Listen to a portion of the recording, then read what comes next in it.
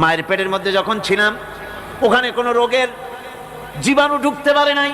ফি করারিম মাকিন, একটি সুরক্ষিত জায়গায় আল্লাহ রাব্বুল আলামিন বাচ্চাকে রেখেছেন, যেখানে কোনো সর্দি হবে না, জ্বর হবে না, সর্দি হবে না, ব্রঙ্কাইটিস হবে না, ডায়াবেটিস হবে না, প্রেসার হবে না। মায়ের পেটের মধ্যে বাচ্চাকে এমন জায়গায় আল্লাহ যত্ন করে রেখেছেন। এই বাচ্চা যখন মায়ের পেট থেকে বেরিয়ে এলো তখন তার পরিবেশ অত্যন্ত খারাপ। এখানে পলিউশন আছে, এখানে কার্বন ডাই অক্সাইড আছে, এখানে বিষাক্ত হাওয়া আছে, এখানে দূষিত আবহাওয়া রয়েছে। প্রতি মুহূর্তে রোগ তাকে হামলা চালাতেছে। এই রোগের থেকে সে বাচ্চা বাঁচবে কি করে? এজন্য রব্বুল আলামিন তিনি এমন রব, মায়ের বুকের মধ্যে যে খাবার তৈরি করলেন বাচ্চার, ওই খাবারের মধ্যে বাচ্চার ওষুধও আল্লাহ পাক বানায়া দিলেন। মায়ের বুকের দুধ শুধু দুধ নয়, এটা ওষুধ। সুবহানাল্লাহ। এটা খাদ্য, এটা ওষুধ, এটা ভিটামিন, এটা ক্যালসিয়াম, এটা কার্বোহাইড্রেট, যা দরকার বাচ্চার জন্য সব আল্লাহ মায়ের দুধের মধ্যে দিয়ে দিলেন। যতক্ষণ বাচ্চা পেটে ছিল দুধ ছিল ঘন, যখন বাচ্চা মায়ের পেট থেকে বেরিয়ে এলো দুধটা হয়ে গেল পাতলা। এই পাতলা দুধটা খাবে, ওষুধ আছে এর মধ্যে, ভিটামিন আছে, খাইতে যেন বিস্বাদ না হয় একটু মিষ্টি দিয়ে দিলেন আল্লাহ, যাতে বাচ্চা মুখ ফিরায় না নেয়, সেজন্য খাইতে চায়। তারপরে যখন বাচ্চার হাড্ডি খেতে হবে, মাছ খেতে হবে, গোশত খেতে হবে, দুধের আর দরকার নাই। তার শরীরের ভিতরে রেজিস্ট্যান্স, রোগ প্রতিরোধক শক্তি তৈরি হয়েছে। এখন আরো ভালো খাবার দরকার। আল্লাহ রাব্বুল আলামিন মায়ের দুধকে শুকায় দিলেন, চুষলো আর পাওয়া যাবে না, দুধ শুকায় গেছে। এখন বাইরের খাবার খেতে হবে। আসছিল যখন মুখে দাঁত ছিল না, বাইরে যখন এলো দাঁতের যখন দরকার হলো, কোন আল্লাহর বান্দা কি আল্লাহর কাছে দরখাস্ত করেছেন যে আল্লাহ আমার কয়েকখান দাঁত দাও, দাঁত ছাড়া আমি চাবাই কেমন? এই সবগুলি দাঁত কে সেট করে দিলেন? রব্বুল আলামিন দাঁতগুলিকে সেট করে দিলেন। মুখের মধ্যে দাঁত এসে গেল। আল্লাহ রাব্বুল আলামিন শরীরটাকে সাজিয়ে গুছিয়ে, হিউম্যান বায়োলজি যাকে বলা হয়, এই শরীরকে যে সুন্দর করে আল্লাহ পাক তৈরি করলেন বলে শেষ করা যাবে না। কত সুন্দর করে আল্লাহ পাক বানিয়েছেন। আপনার মাথার ভিতরে সেল তৈরি করা হলো, ব্রেন তৈরি করা হলো। এই ব্রেনটা শুকনা জায়গায় রাখা হয় নাই। শুকনা জায়গার মধ্যে ব্রেনটা যদি থাকতো, নড়াচড়া করে আপনার ব্রেনের যে টেকনোলজি আল্লাহ পাক ইউজ করেছেন সেটা অসুবিধাগ্রস্ত হতো। এই জন্য ক্রিম যেভাবে পানির মধ্যে ভাসা থাকে, পানির মধ্যে ভাসমান ক্রিম মাখন যেভাবে রাখা হয়, সামান্য পানির মতো করে এর ভিতরে ব্রেনটাকে রাখা হয়েছে। এই ব্রেনের ভিতরে, ব্রেন হচ্ছে পৃথিবীতে কম্পিউটার, আজকের পৃথিবীর শ্রেষ্ঠ আবিষ্কার। কিন্তু মানুষের মাথায় যে কম্পিউটার আল্লাহ পাক দান করেছেন, এই কম্পিউটারের সামনে দুনিয়ার কম্পিউটার এতিম। এবার লন্ডন গিয়েছিলাম, প্রত্যেক বছর 1.5 মাস 2 মাস সময় পাই, কিন্তু আপনারা দোয়া করেছেন এখন পার্লামেন্টে সময় দিতে হয় বেশি। বিদেশের সফর কমে গিয়েছে। 10 দিনের জন্য গিয়েছিলাম। ওরা আমাকে একটা ডায়েরি দিল। সেই ডায়েরিটার ভিতরে ডিজিটাল ডায়েরি, এই ডায়েরির মধ্যে তারা বলল যে এরকম, এই যে কাগজটা আপনারা দেখতে পাচ্ছেন, এই রকমের কাগজের 10 লক্ষ পাতা লিখতে যত কাগজ লাগে, এরকমের 10 লক্ষ পাতার লেখা ছোট্ট এই ডায়েরিটার মধ্যে ঢুকাই দেওয়া যায়। 10,000 টেলিফোন নাম্বারের মেমোরিতে তুলে দেওয়া যায়। এটা হচ্ছে লেটেস্ট আবিষ্কার। কিন্তু আল্লাহ পাক মানুষের যে ব্রেনটা তৈরি করলেন, পৃথিবীতে যা আছে এ সব কিছু একটা মানুষের ব্রেনের মধ্যে, সমস্ত তত্ত্ব, সমস্ত ফ্যাক্টস মানুষের মেমোরির ভিতরে ঢুকাবার পরেও আরো লক্ষ লক্ষ জায়গা বাকি থেকে যাবে, শূন্য থেকে যাবে, যা পূরণ হওয়ার নয়। এত বিশাল মেমোরি আল্লাহ পাক তার মানুষের মাথার মধ্যে তৈরি করে দিয়েছেন। সুবহানাল্লাহ বিহামদি। দেখুন অবস্থাটা কি। আল্লাহ তার মানুষকে কিভাবে, রব কাকে বলে, রব কারে বলে? সুবহানাল্লাহ বিহামদি। চোখের সামনে রাস্তা দিয়ে চলতে গিয়ে চোখের সামনে সাপ দেখলেন, চোখ দেখার কাজ করেছে। চোখ কি করেছে? দেখার কাজ করেছে। এখন কি করবেন? চোখ কিন্তু দেখে বসে থাকে নাই, চোখ দেখা মাত্রই ট্রান্সমিট করেছে ব্রেনকে। ব্রেন সাথে সাথে অ্যাকশন নিতে বলেছে হাতকে আর পাওকে। হাতে লাঠি থাকলে পিটাও, লাঠি না থাকলে পাকে বলেছে দৌড় মারো। এই যে সাপ দেখলো, চোখ চোখ এটাকে পাঠাই দিল ব্রেনকে, ব্রেন পাঠাই দিল অ্যাকশনে হাতে আর পায়ে। এতে কিন্তু 1 সেকেন্ড সময় লাগে নাই, 1 সেকেন্ডের কয়েক লক্ষ ভাগের 1 ভাগের ভিতরেই মানুষ অ্যাকশনে এসে গিয়েছে। সুবহানাল্লাহ। এর নাম হচ্ছে রব। এর নাম কি? রব। তার অফুরন্ত সৃষ্টি, অফুরন্ত সৃষ্টি। মানুষের হার্ট তৈরি করেছেন, চোখ তৈরি করেছেন। চোখে কিন্তু আমরা নেগেটিভ দেখি। চোখে আমরা কি দেখি? নেগেটিভ দেখি। এই নেগেটিভটা চোখ ক্যাচ করে ব্রেনের ভিতর থেকে পজিটিভ হয়ে কে বের করে দেয়? সুবহানাল্লাহ বিহামদি। কানে অসংখ্য শব্দ শুনি, কিন্তু কোনো শব্দ তো জড়ায় যায় না। অসংখ্য শব্দ আমরা শুনি। যেমন রেডিও, রেডিও ঘুরাচ্ছেন, 9 ব্যান্ড রেডিও অথবা এর থেকেও বেশি ব্যান্ডওয়ালা রেডিও। আপনি যখন ঘুরাচ্ছেন কোনো সেন্টার ধরার জন্য, অনেক সময় 4-5টা সেন্টার জড়ায় যায় না? জড়ায় কিনা? 4-5টা সেন্টার জড়ায় যায়, সর্বনাশ হয়ে যায়, কোনটা থেকে কোনটা শুনবে। তো এইরকম করে আপনার কানের ভিতরে শব্দগুলি সব জড়াইয়া পাকাইয়া আপনার কানের মধ্যে একটা বিশ্রী আওয়াজ সৃষ্টি করে দিতে পারত। কে? স্তরে স্তরে শব্দগুলিকে শোনার ব্যবস্থা করেছে। আপনার জিহ্বার ভিতরে হাজারো রকমের স্বাদ গ্রহণ করার জন্য একটা জিহ্বায় এতগুলি টেস্ট নেওয়ার ক্ষমতা কে তৈরি করে দিলেন? আল্লাহ রাব্বুল আলামিন। সুবহানাল্লাহ বিহামদি। তিনি হচ্ছেন রব, যিনি মানুষের প্রতিপালন সৃষ্টি করেন এবং প্রতিপালন করেন, এমনি এমনি ছেড়ে দেন। এরপরে মানুষের সব প্রয়োজন তিনি মিটিয়েছেন। মানুষের জীবন ধারণের জন্য সব থেকে বড় প্রয়োজন পানি। সবচেয়ে বড় প্রয়োজন কি? পানি। জোরে কোন কি? পানি। জীবনের জন্য পানি এবং আর্দ্রতা, এই দুটি জিনিস অপরিহার্য, এছাড়া জীবন বাঁচবে না। আমরা দেখতে পাই সমুদ্র ভরা পানি মজুদ আছে। লক্ষ্য করেন, সমুদ্র ভরা পানি মজুদ আছে, নদী খাল বিল ভরা পানি মজুদ আছে, কিন্তু এটাই তো যথেষ্ট নয়। রব হচ্ছেন তিনি, যিনি এই বিশাল বিশাল পানির মজুদ থেকে বাতাসকে যিনি বলেন, যিনি প্রতিনিয়ত বাষ্পীয় আকারে পানিগুলিকে সমুদ্র থেকে উত্থিত করেন, পানিগুলিকে উত্থিত করেন মহাকাশী। আল্লাহ পাক বলেন, আল্লাহুল্লাযী আরসালার রিয়াহা ফাতুসিরু সাহাবা। বাষ্প হয়ে পানিগুলি আকাশে উত্থিত হয় এবং মহাকাশে যাওয়ার পর এই পানিগুলি, লবণাক্ত পানিগুলি আল্লাহর মেশিনে সেগুলি মিষ্টি হয়ে যায়। জোরে কোন সুবহানাল্লাহ। পানিগুলি মিষ্টি হয়ে গেল। ওই মিষ্টি পানি আল্লাহ রাব্বুল আলামিন নাজিল করে দিলেন। এবার বৃষ্টি কণা কণা হয়ে পড়লো, ফোঁটা ফোঁটা বৃষ্টি। আল্লাহ খুঁজে দেখলেন বৃষ্টির ফোঁটাগুলি পৃথিবীর প্রতিটি কণা তালাশ করে তৃষ্ণার্ত কণাগুলিকে আল্লাহ পাক ভিজায় দিলেন। সেই জন্য তার নাম হলো রব। তিনি হচ্ছেন রব, প্রয়োজন মিটান। পানি সবচেয়ে প্রয়োজন বেশি, সেই পানি আল্লাহ পাক এভাবে সরবরাহ করলেন।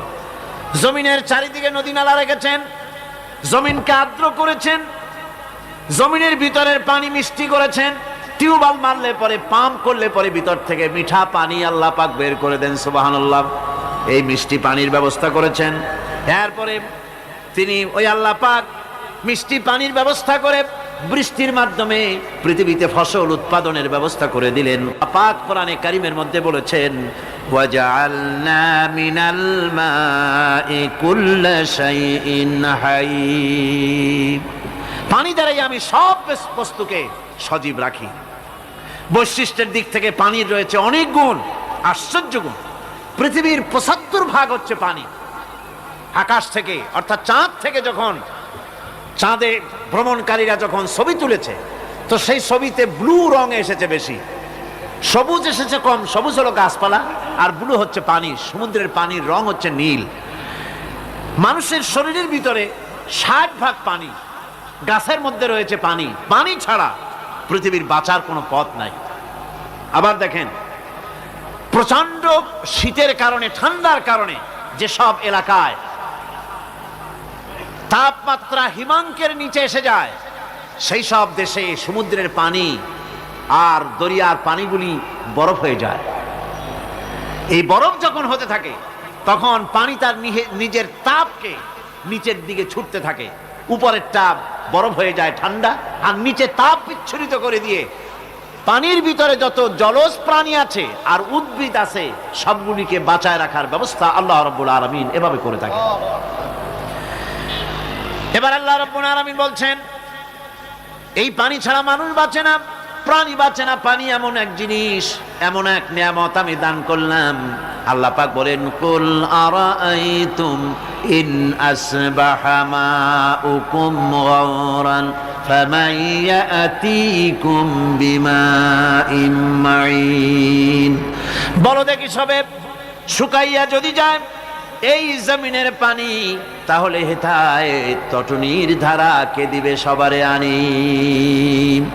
এই পৃথিবীর নদী নালা খাল বিল জমিনের আভ্যন্তরীণ দিকে পানিগুলি যদি আমি আল্লাহ রাব্বুল আলামিন শুকায় দেই, তাহলে আমি আল্লাহ ছাড়া এমন কে আছে যে নতুন করে আবার পানির আমদানি করে দিতে পারে? আছে কেউ? আজ পানির শূন্যতা আমাদের দেশে দেখা যাচ্ছে। পানি আস্তে আস্তে কমে যাচ্ছে, আস্তে আস্তে পানি শেষ হয়ে যাচ্ছে। কি কারণে শেষ হচ্ছে এবং কি হলে পানি পাওয়া যাবে পরে বলা যাবে ইনশাআল্লাহ।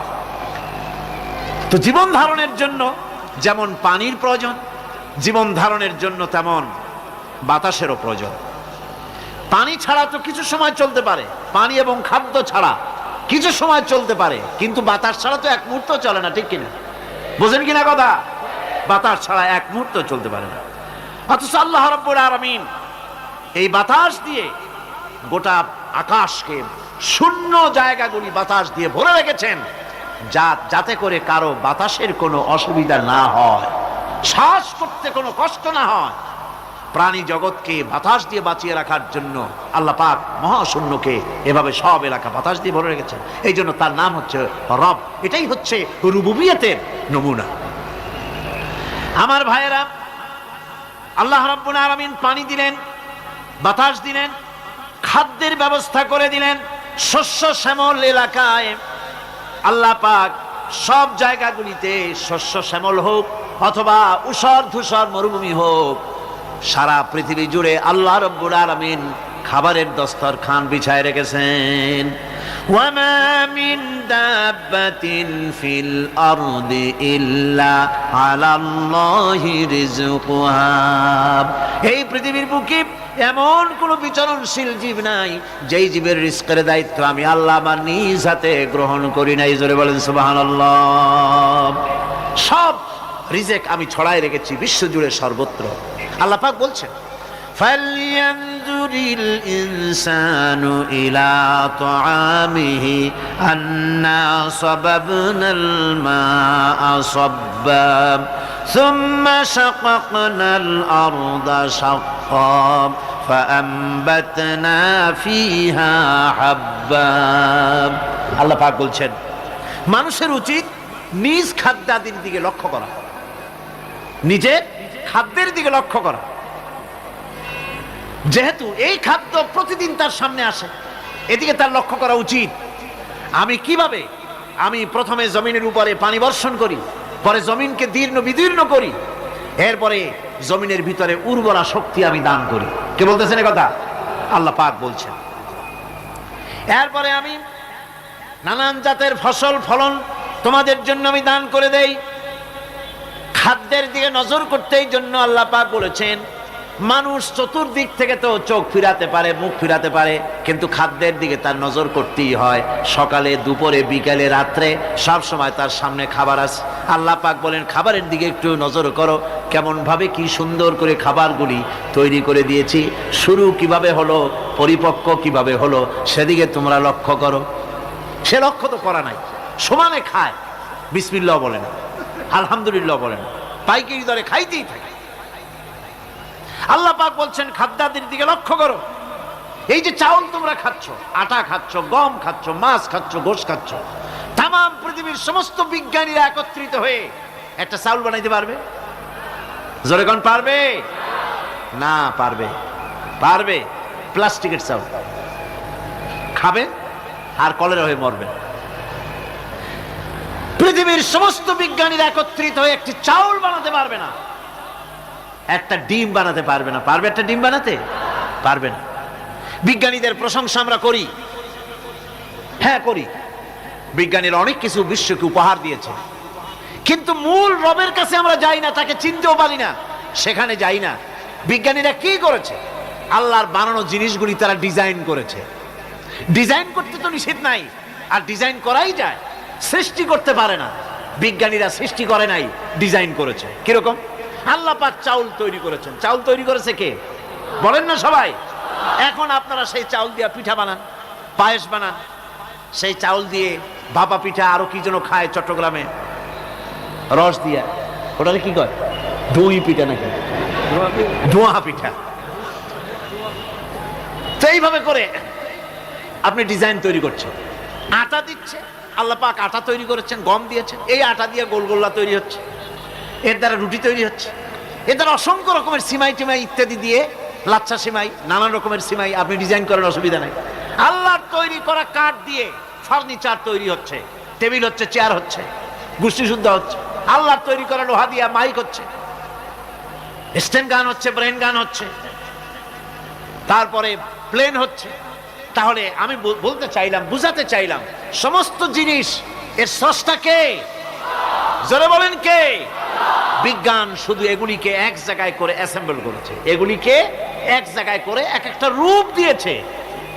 এখানে বিজ্ঞানের কৃতিত্ব আছে ঠিক, কিন্তু আপনারাই বলেন, লোহা যদি আল্লাহ তৈরি না করতেন, এই মাইক তৈরি হতো? রাইফেল তৈরি হতো? আর রাইফেল যদি নাই হতো, তাহলে কারাগারের বন্দীগুলো মারতেন কি দিয়া?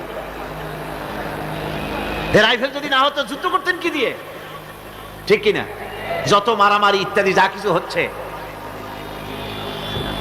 তো শুধু মারামারির জন্যই তো আল্লাহ লোহা বানান নাই। লোহার সবচাইতে বড় প্রয়োজন হচ্ছে জমিন কর্ষণ করা, জমিন চাষ করা। এই জমিন চাষের জন্য লাঙ্গল দরকার, শাবল দরকার, খন্তা দরকার, কোদাল দরকার। এই লোহার দামকেও আল্লাহ পাক এত লোহা বেশি দিয়েছেন, যার জন্য লোহার দাম কম। সোনা কম দিয়েছেন, যেহেতু সোনার প্রয়োজনীয়তা কম, লোহার প্রয়োজনীয়তা বেশি, এই জন্য লোহা বেশি দিয়েছেন, দামটা কমে গেছে, যার জন্য আপনার আমার জন্য কিনে ব্যবহারটা সহজ হয়েছে। কথা ঠিক কিনা বন্ধুগণ?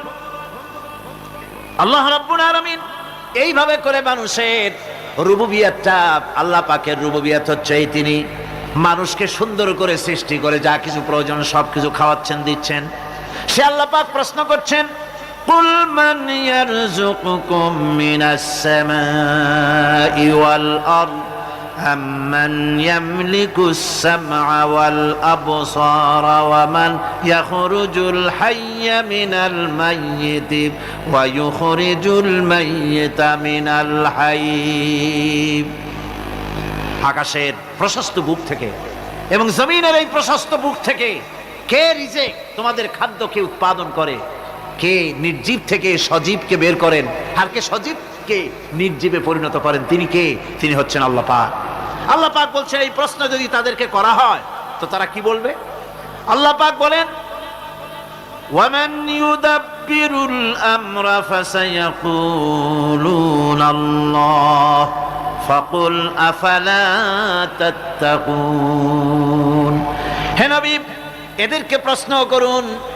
এদেরকে যদি প্রশ্ন করা হয় এই পৃথিবীর সুন্দর পরিচালনা পদ্ধতি কে করেন, তাহলে তারা এক কথায় বলবে, নিজের থেকেই বলবে আল্লাহ। কে করছেন সবকিছু?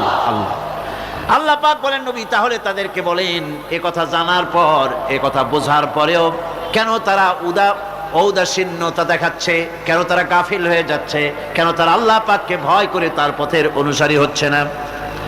যে আল্লাহ রাব্বুল আলামিন এত কিছু করছেন, তিনি তার পরিচয় সম্পর্কে বলে দিচ্ছেন, ফাযালিকুমুল্লাহু রাব্বুকুমুল হক ফামাযা বা'দাল হক ইল্লাদ দালাল। নিশ্চয়ই এসবের মূলে রয়েছেন তোমাদের রব, আমাদের আল্লাহ, আমাদের রব। সুতরাং উজ্জ্বল সত্য প্রকাশিত হওয়ার পর গোমরাহি ছাড়া আর কিছুই বাকি থাকে না। সুতরাং যারা সত্যের পথের অনুসরণ করতে চায়, রবকে চিনতে হবে, আল্লাহ পাককে জানতে হবে এবং তাকে অনুসরণ করতে হবে, তাকে রব হিসাবে চিনতে হবে। আমার বন্ধুগণ, এটা হচ্ছে সেই রুবুবিয়াত ইলাহি যার দিকে হযরত মুসা আলাইহিস সালাম ইঙ্গিত করেছিলেন ফিরআউন যখন তাকে প্রশ্ন করেছিলেন, ফামান রাব্বুকুমা ইয়া মুসা। হে মুসা, তোমাদের দুজনের রব কে? তোমাদের রব, তোমাদের প্রভু কে? তিনি জবাব দিলেন, রব্বুনাল্লাযী আ'তা কুল্লা শাইইন খালকাহু সুম্মা হাদা। রব হচ্ছেন আমাদের তিনি, যিনি নাকি আমাদের প্রতিপালক, আমাদেরকে সৃষ্টি করেছেন এবং আমাদেরকে হেদায়েত দিয়েছেন, সঠিক পথের দিশা দিয়েছেন। এখানে হেদায়েত হচ্ছে, এখানে হেদায়েত শব্দের অর্থ হচ্ছে সৃষ্টি শুধু করেন নাই, তাকে চলা, তার খাদ্য অনুসন্ধানের, তাকে বেঁচে থাকার সবকিছুর উপকরণ, এর কমন সেন্স, এর সাধারণ জ্ঞান আল্লাহ পাক তার সাথে দিয়েছেন। তিনি হচ্ছে রব। আচ্ছা, একটা দৃষ্টান্ত দেই। এই হেদায়েতটা কি? এই হেদায়েতটা হচ্ছে, আপনাদের বাড়িতে যদি কারো বিড়াল থাকে, বিড়াল, বিড়াল বোঝেন তো না? কি বলে এখানে? বিড়াল, বিলাই নাকি বলে? বিড়াল। এই বিড়াল যদি আপনাদের কারো বাড়িতে থাকে, তো বিড়ালের প্রসবকালীন অবস্থা দেখবেন, বিড়ালের প্রসব হবে, বাচ্চা দেবে। বিড়াল তখন ঘরের মধ্যে পেরেশান হয়ে ঘুরতে থাকে, একটা নিরাপদ জায়গা খোঁজে, একটা নিরাপদ জায়গা খোঁজে। প্রসব করার 2-3 দিন আগের থেকে খুঁজতে থাকে তার জন্য নিরাপদ জায়গা কোনটা। এরপরে খুঁজতে খুঁজতে প্রসবের দিন সে সত্যিকারের ঘরের মধ্যে সবচেয়ে কোনা কানা জায়গা যেটা, সেই রকমের একটা নিরাপদ জায়গা সে বেছে নিল। এরপরে বাচ্চা হলো। বাচ্চা হওয়ার পর এই বাচ্চার উপরে কেউ যেন আক্রমণ না করে, শত্রু যেন তার জায়গাটিতে না আসে, এই জন্য বাচ্চাটার ওর তো হাত দিয়ে মায়ের মতো কোলে নিতে পারে না, সে আস্তে করে ঘাটটা কামড়ায় ধরে যাতে করে বাচ্চা ব্যথা না পায়। ওইভাবে করে ঘাট কামড়ায় ধরে, আজকে এই সিঁড়ির নিচে, কালকে ওই খাটের নিচে, পরশুদিন এই আলমারির কোনায়, এইভাবে বাচ্চাগুলি সরায় সরায় রেখে বাচ্চাকে প্রতিপালন করে। এই বিড়ালটাই হেদায়েত দিলটা কে? যিনি দিলেন তার নাম রব। তিনি হচ্ছেন রব্বুল আলামিন। সন্তান প্রতিপালনের ব্যবস্থা শুধু দুনিয়ার মানুষকেই দেন নাই, প্রাণী জগৎকেও দিয়েছেন। সুবহানাল্লাহ। বলেন বলেন, মুরগির বাচ্চা হলো, ডিমের থেকে বাচ্চা বেরোলো, এই বাচ্চাগুলি হয়েছে গতকাল, আজকে বাচ্চাগুলি আদার খাচ্ছে মায়ের সাথে। হঠাৎ করে একটা চিল এলো আর ওর মা একটা সিগন্যাল মারলো, সাথে সাথে বাচ্চাগুলি দৌড়াইয়া এমন পলান দিল, আপনি তো ভালো একাদশীর বাপেও তালাশ করে পাবে না যে মুরগির বাচ্চা পলাইলো কই। এখন ওই বাচ্চাটিকে এই সিগন্যাল সম্পর্কে কে অবহিত করলো যে এইরকম একটা আওয়াজ শুনলে এটা ভীতির আওয়াজ, এটা সাইরেন, এটা বিপদ সংকেত, এটা ডেঞ্জার সিগন্যাল, এটা শুনলে দেখলে তাড়াতাড়ি করে আত্মগোপন করবা। কে শিখাইলো? কে শিখাইলো? আল্লাহ পাক শিখাইছেন। এখন এক শ্রেণীর বুদ্ধিজীবী তারা আবার উল্টা কথা কয়। তারা বলে কি? তারা বলে যে মুরগি বাচ্চা, এই বাচ্চা যে দৌড় মারলো, এখানে আল্লাহ এইসব কিছু নাই, নাউযুবিল্লাহ মিন যালিক। তো এখানে কি আছে? কয় যে এখানে বিষয়টা হলো এই যে এই মুরগি আর মোরগ, ওর বাপ মা, এই দুজনের মধ্যে আছে সিলের ভয়, আছে শিয়ালের ভয়। ওই ভয় ওদের মধ্যে ছিল, এই মা বাপের ক্রসের মাধ্যমে বাচ্চা আসছে, কাজে ওই ভয়, বাপের যদি কোনো রোগ থাকে, মায়ের রোগ থাকে, তো এগুলি তো বাচ্চার মধ্যেও ঢোকে। তো ভয় হোক, সুখ হোক, দুঃখ হোক, এই অনুভূতি স্বাভাবিক প্রক্রিয়ার মাধ্যমে বাচ্চার মধ্যে ঢুকছে, আর সিল দেখে আবার শুনে সে আত্মগোপন করেছে। এইটা আমি পড়িয়া আমি আমার আলোচনা এক জায়গায় বললাম বুদ্ধিজীবীদের উদ্দেশ্যে, যদি সত্যিই তাই হয়, মোরগ আর মুরগি মা বাবার মধ্যেই ভয় আছে বলে বাচ্চার মধ্যেই ভয় ঢুকছে, সেই জন্য সে আত্মগোপন করছে, তাহলে আবার মানুষের ব্যাপারে কথাটা আনি। মানুষেরা সাপের ভয় করে না মহব্বত করে? কথার জবাব দিলে না, যখন তখন মনে হয় আপনারা সাপ বুঝি ভালোবাসেন। সাপ আমরা সকলেই ভয় পাই, মায়ও ভয় পায়, বাবাও ভয় পায়। এই মায়ের গর্ভে সন্তান এসছে, সন্তানের বয়স 2 বছর, 2.5 বছর, ঘরের মধ্যে কেউ ছিল না, ঘরের মধ্যে একটা সাপ আসছে, একটা সুন্দর সাপ, দেখতে সুন্দর, কিন্তু সে সাপে কামড়ালে মানুষ মরে যায়। ওই সাপটা মাথা উঁচু করে ফনা ধরেছে। এই বাচ্চাটা কি সাপ দেখে দৌড় মারবে, না বাচ্চাটা ওই সাপটাকে ধরার জন্য সে এগিয়ে যাবে? কোনটা করবে?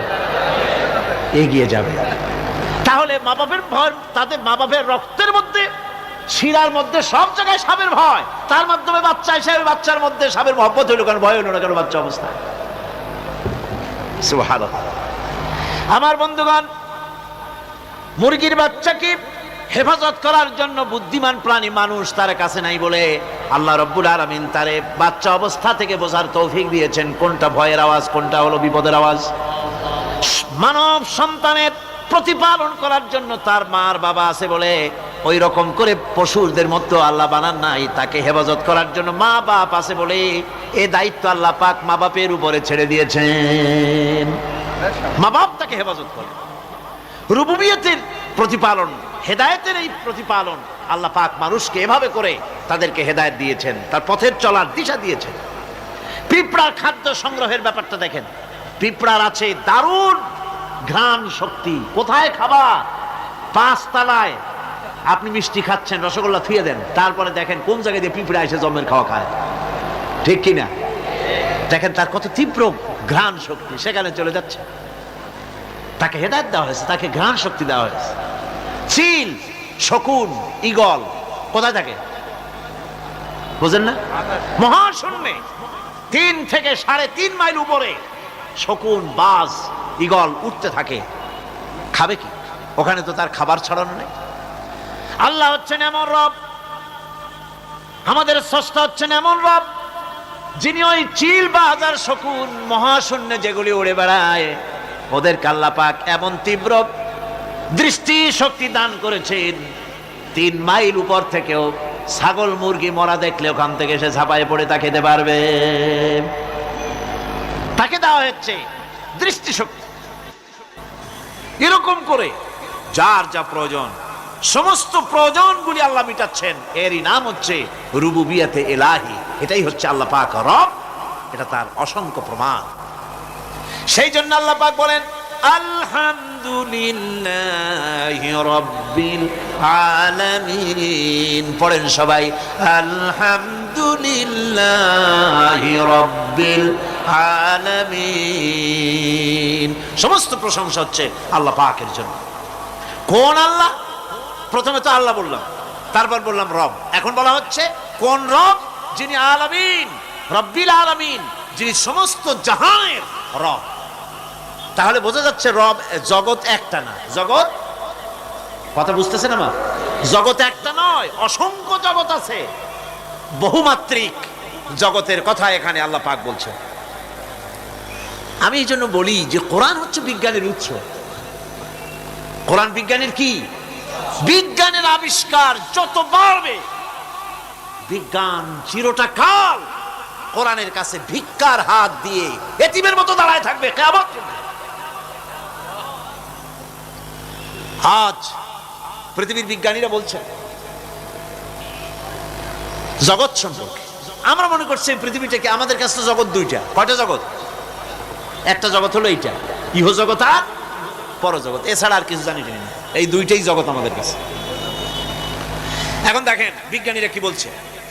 বিজ্ঞানীরা বলছেন সৌরজগতে শুধু আমাদের সৌরজগৎটাই শেষ না, অসংখ্য সৌরজগৎ আছে মহাশূন্যে, অসংখ্য সৌরজগৎ। পৃথিবীর প্রতি 4 বিলিয়ন মানুষ যদি এক একটা সৌরজগৎ দখল করে, তাতেও সৌরজগৎ শেষ হবে না। আরো সহস্র সহস্র বিলিয়ন বিলিয়ন সৌরজগৎ আরো ফাঁকা পড়ে থাকবে। এত সৌরজগৎ আল্লাহ সৃষ্টি করেছেন। এই মহাশূন্যে বহুমাত্রিক জগতের কথা আল্লাহ পাক এখানে বলেছেন।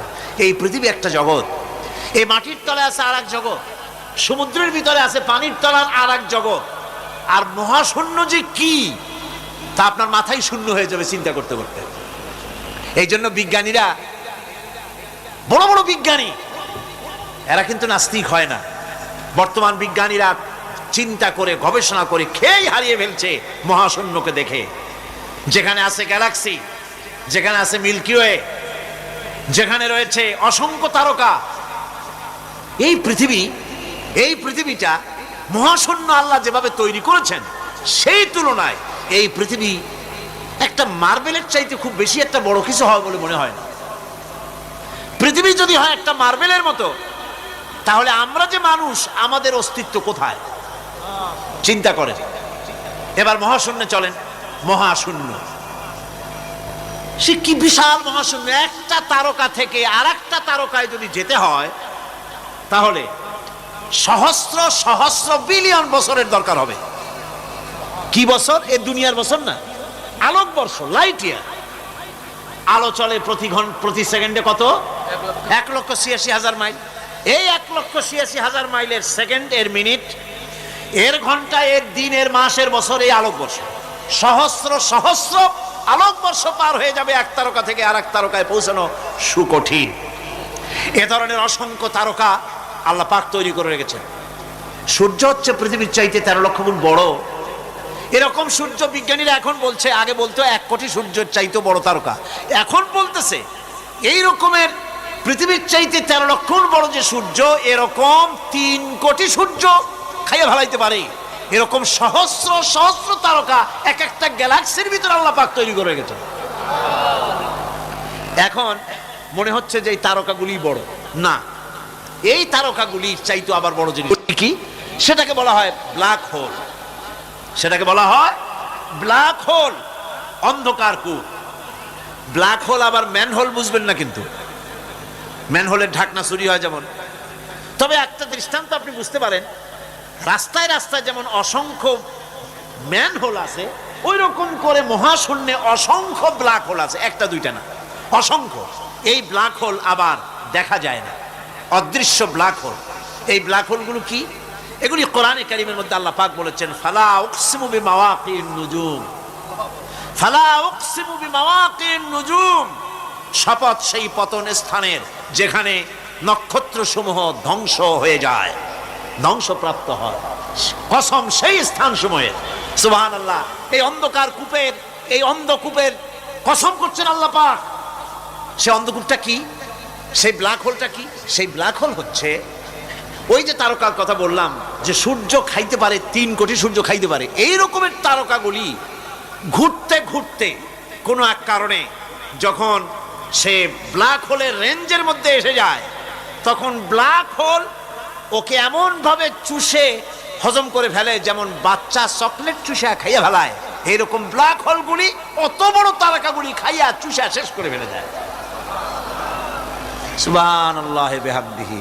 বিজ্ঞানীরা বলেছেন আমাদের এই পৃথিবীটা, আল্লাহ না করুন কখনো, আমাদের এই পৃথিবীটা যদি কোনো ব্ল্যাক হোলের আওতায় পড়ে, ওর রেঞ্জে আসে, তাহলে মাত্র 2 সেন্টিমিটারের মধ্যে পৃথিবীটা তার ঘনত্ব লাভ করে ব্ল্যাক হোলের মধ্যে অদৃশ্য হয়ে যাবে, হারায় যাবে, অস্তিত্ব থাকবে না।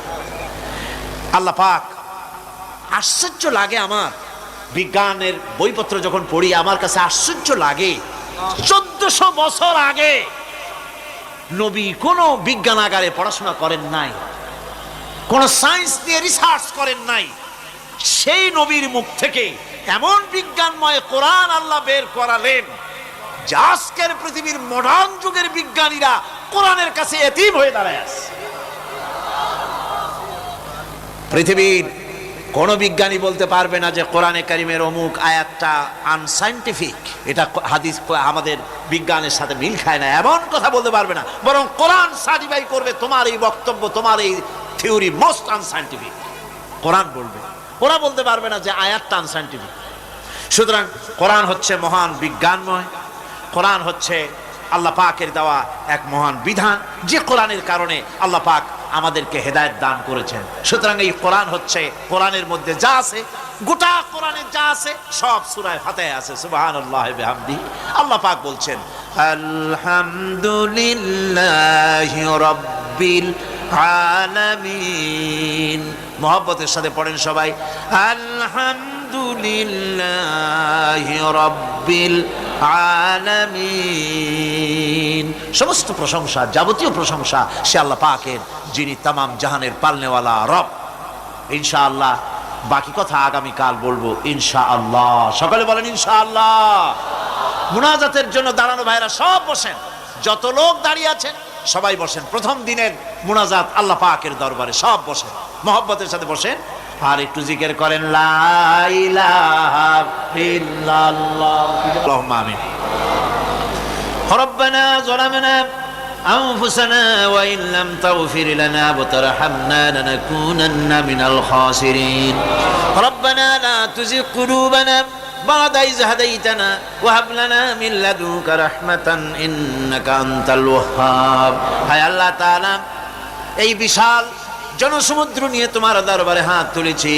কোরআনে কারীমের তাফসীরের মাহফিল আজকের এই প্রথম দিবসে তোমার কোরআন থেকে যে আলোচনা আমরা করেছি, এতে তুমি দয়া করে যে সওয়াব দিয়েছো, মেহেরবানি করে সওয়াবটুকুন রাসূল করিম সাল্লাল্লাহু আলাইহি ওয়াসাল্লামের রূহ মুবারকে পৌঁছায় দাও। तमाम পৃথিবীর মাটির নিচে যত মুমিন মুমিনাত শুয়ে আছে তাদের আরওয়ার পরে সওয়াব পৌঁছায় দাও।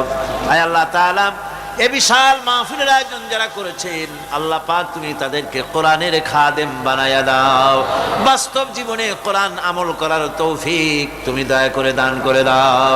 আয় আল্লাহ তাআলা, আয় আল্লাহ তাআলা, আজকে যারা ইসলাম কবুল করলেন, নিজের বাপ দাদার ধর্ম পরিত্যাগ করে যারা মুসলমান হলেন, আয় আল্লাহ পাক তোমার দ্বীনের খাদেম তারা হতে পারে তৌফিক তাদেরকে দিয়ে দাও। সুবহান রাব্বিকা রাব্বিল ইজ্জাতি আম্মা ইয়াসিফুন ওয়া সালামুন আলাল মুরসালিন আলহামদুলিল্লাহি রাব্বিল আলামিন ওয়া জাআলা আখিরা কালিমাতিনা ইনদাল মাউত লা ইলাহা ইল্লাল্লাহু মুহাম্মাদুর রাসূলুল্লাহ। আসসালামু আলাইকুম ওয়া রাহমাতুল্লাহ।